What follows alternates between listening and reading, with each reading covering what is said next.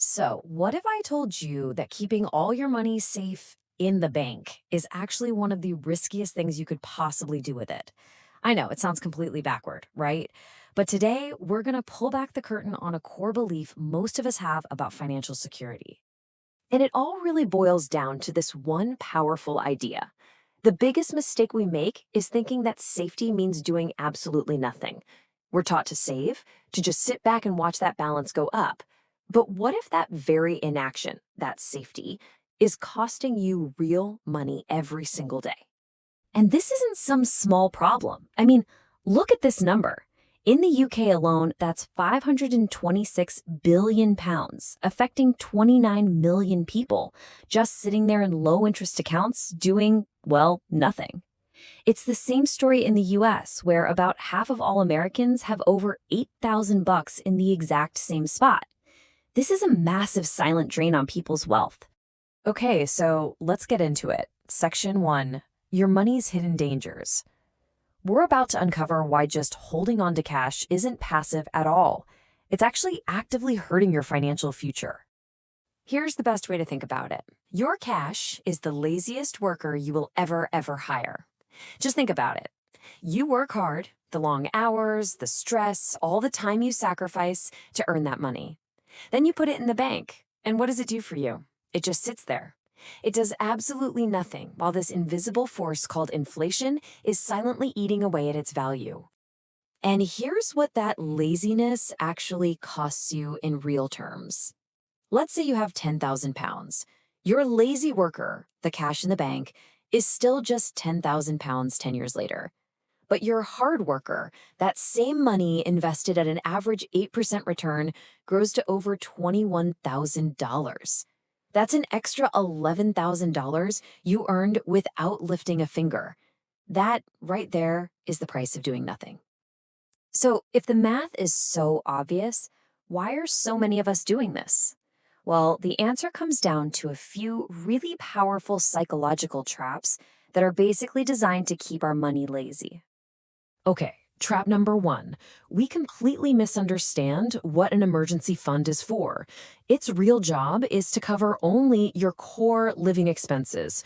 We're talking rent, food, essential bills for about 3 to 6 months if you suddenly lose your job. It's a specific, calculated number. It's not just some random pile of cash you feel good about. And that leads to a really crucial question you need to ask yourself. Are your savings a real emergency fund? Or is it just fear money? Is it cash that's just sitting there losing its value every day simply because you're afraid to put it to work? And here's the really ironic twist. Having all that cash where you can see it creates something called the spending illusion. You log into your banking app, you see a big number like, say, 15,000 pounds, and your brain just goes, hey, I'm rich, I can afford that. So you end up buying the shoes or booking the vacation. It actually tricks you into spending money that should have been growing for you. But look, these aren't just mind games we're playing with ourselves. There are some very real institutional dangers to holding too much cash.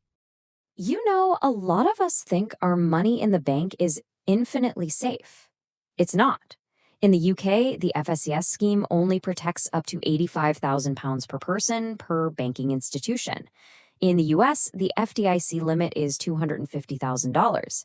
So if you have more than that in a single bank and that bank goes under, anything over that limit could be gone. Just gone. And even beyond the bank itself failing, there's a more personal risk that we almost never think about.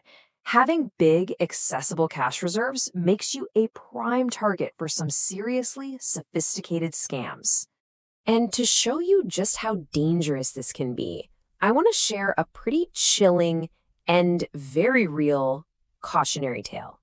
This is the story of a guy named Eric Bergman, a multi-millionaire entrepreneur. And his absolute nightmare all started with a simple phone call, one he thought was for a really good cause. The call was supposedly from the huge YouTuber Mr. Beast asking for a donation to help build wells in Africa. Everything about it seemed completely legit. So after he donated, he got invited into this private WhatsApp group with Mr. Beast and a bunch of other billionaires. They spent a whole week building trust with him before they announced this secret, early access crypto coin. Feeling that pressure, not to be the one left out, he started investing. Over just 3 days, he sent them $1.2 million, and it was all a scam. The WhatsApp group, the billionaires, the coin, a complete, elaborate fabrication designed to drain his accounts. And trust me, this can happen to anyone. Okay, that story is terrifying. So, how do you protect yourself and, actually get your money working for you safely? Well, it all comes down to a really simple, actionable 3-step plan. Here it is. Step 1, calculate your real 3 to 6 month emergency fund. Then move that exact amount into a separate high interest savings account. Out of sight, out of mind. Step 2, figure out what money you need for short term goals in the next 5 years, like a house or a car, and keep that money safe, also in high interest accounts. And finally, step 3, everything else. That's your long-term money, and it should be invested so it can actually grow in diversified accounts like index funds, ideally in tax-free accounts like an ISA or a Roth IRA. Ultimately, the choice is yours. You can let your money be that lazy worker slowly disappearing while putting you at risk, or you can turn it into your hardest working employee. So follow if you want your money to grow, not disappear.